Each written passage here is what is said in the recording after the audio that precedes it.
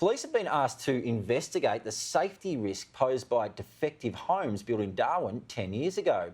People are still living in the homes despite engineers' reports showing they pose a serious risk to occupants and neighbours.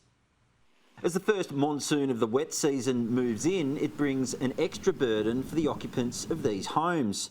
Built in the Darwin suburb of Ballamac in 2012 and 2013 as part of a government-sponsored affordable housing scheme, they've been riddled with defects ever since. Ballamac is full of young children, people going about their lives, and they shouldn't have to be doing it worried about whether the roof's going to fly off a substandard building.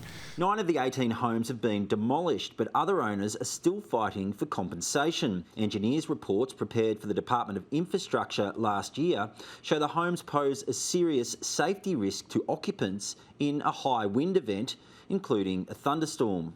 You can clearly see from the photographs there is massive issues with these homes. The engineers' reports make clear that this house and others like it present a serious potential risk to neighbours in a high wind event, including a thunderstorm. But neighbours we've spoken to say they've never been informed of the hazard. You've got people living next to these houses who thought they were safe, their kids are playing out in the back garden. As far as they're aware, everything's okay. But quite clearly the engineers that have done the report don't agree.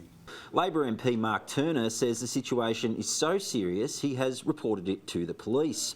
Mr Turner, who was expelled from the Labor caucus last year but remains a party member, believes the Infrastructure Department's failure to inform neighbours of the risk presents a prima facie case of criminal negligence.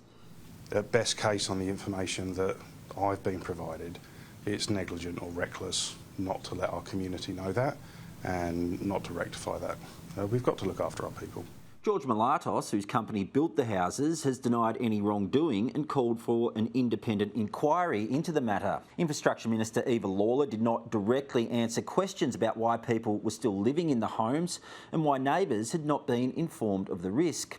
In a statement, she said, "We are undertaking significant building reforms in the Territory, such as continuous professional development of building practitioners, increased penalties for misconduct by building practitioners, extending the time the Building Practitioner Board can investigate a builder's work after their registration has ceased from 3 years to 7 years, and other reforms in relation to commercial builders and complex buildings."